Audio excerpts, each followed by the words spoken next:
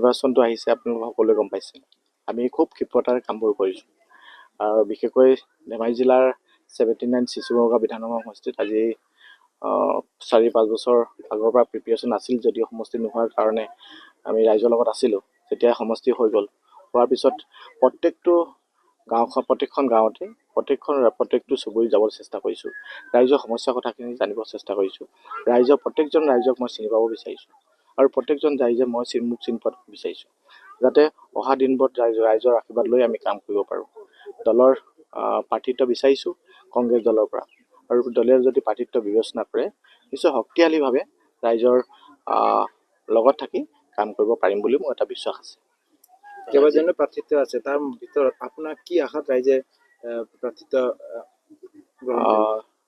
সুদীৰ্ঘ 22 বছৰ দিন কংগ্ৰেছ দলটোৰ লগত আছোঁ।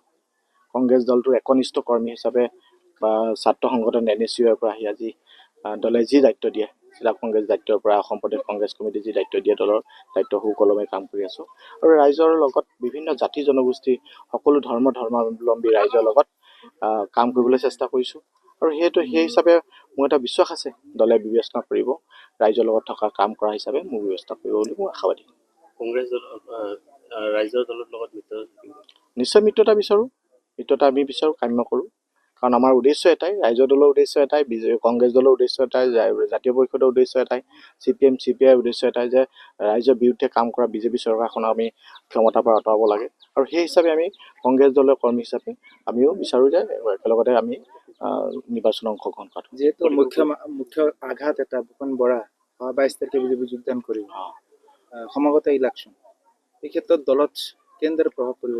নিশ্চয় দলৰ মানুহ এজন আঁতৰিলেতো নিশ্চয় প্ৰভাৱ পৰে, কিন্তু যিটো এতিয়া বৰ্তমান সময়ত তেওঁ বিজেপি দললৈ যোৱাৰ কাৰণে যিটো চেষ্টা কৰিছে আৰু সকলো ৰাইজৰ যিটো মতামত যে আমাক কংগ্ৰেছ দলৰ কোনো ক্ষতি নহয়, তেওঁ যোৱা দিনবোৰত যে কংগ্ৰেছ দলৰ হৈ কাম কৰিছেনে বা বেলেগ বিজেপি দলৰ হৈ কাম কৰি আছিল, সেই কথাখিনি এতিয়া ৰাইজে বুজি পাইছে। মই ক'ব বিচাৰোঁ যে আমাক কোনো ক্ষতি নহয়, আমি সাংঘাতিক দিশত শক্তিশালী হিচাপে আছোঁ। এজন লিডাৰ গুচি গ'লে কংগ্ৰেছ দলটো ধ্বংস নহয়। মই যদি কাইলৈ যদি কামো নোকোৱাকৈ থাকোঁ, তথাপি কংগ্ৰেছ দলটো বা সংগঠনটো ৰাইজে আগবঢ়াই লৈ যাব। পৰিকল্পনা কি আছে যদি টিকেট পায়? নিশ্চয় বহুত পৰিকল্পনা আছে। আপোনালোকক আজি দেখিছে ৰাস্তা পদূলিৰ সমস্যাৰ কথাটো। চিচিবৰগাঁও সমষ্টিটো এটা একেবাৰে অনগ্ৰহ এটা সমস্যা অনগ্ৰহ আপোনাৰ সমষ্টি হিচাপে পৰিগণিত হৈছে। যেতিয়া চিচিবৰগাঁও সমষ্টি হৈ গ'ল, ডিক্লেয়াৰ হোৱাৰ পিছত ইয়াত থকা MLA MP ডাঙৰীয়া বা মন্ত্ৰী ডাঙৰীয়া ইয়াৰ যিটো উন্নয়নমূলক কাম সম্পূৰ্ণ ধেমাজি সমষ্টি আৰু জোনাই সমষ্টি লৈ গৈছে।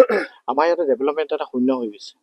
হোৱাৰ কাৰণে আপোনালোকে চাব প্ৰত্যেকখন ঠাইলৈ যাওক, ৰাস্তা পদূলি এটা ডাঙৰ সমস্যা হৈছে। মানুহৰ খোৱা পানীৰ সমস্যা।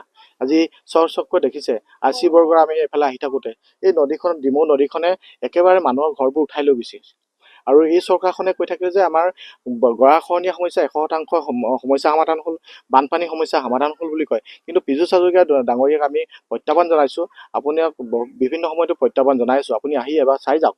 আপোনালোকৰ ইয়াতে সাধাৰণ পাকুপান কেইটামান দি পিনি মানুহৰ সমস্যা সমাধান কৰিব বিচাৰিছে। এটা স্থায়ী যেতিয়া সমাধানৰ কাৰণে চিন্তা চৰ্চা নকৰিব, কোনোদিন স্থায়ী সমাধান নহয়। তেওঁলোকে ভাবে যে আমি কৈ থাকিম বা ডাঙৰ কথাবোৰ কৈ থাকিব, ৰাইজৰ সমস্যাখিনি যে লুকাই ৰাখিম, সেই কথাখিনি নহয়। আজি আপোনালোকৰ মাধ্যমে জনাব বিচাৰিছোঁ, পীযুষ হাজৰিকা ডাঙৰীয়া, আপোনালোকে যিটো উপলুঙা কথাবোৰ কৈ থাকে, এই উপলুঙা কথাবোৰে ৰাইজৰ সমস্যা সমাধান নহয়।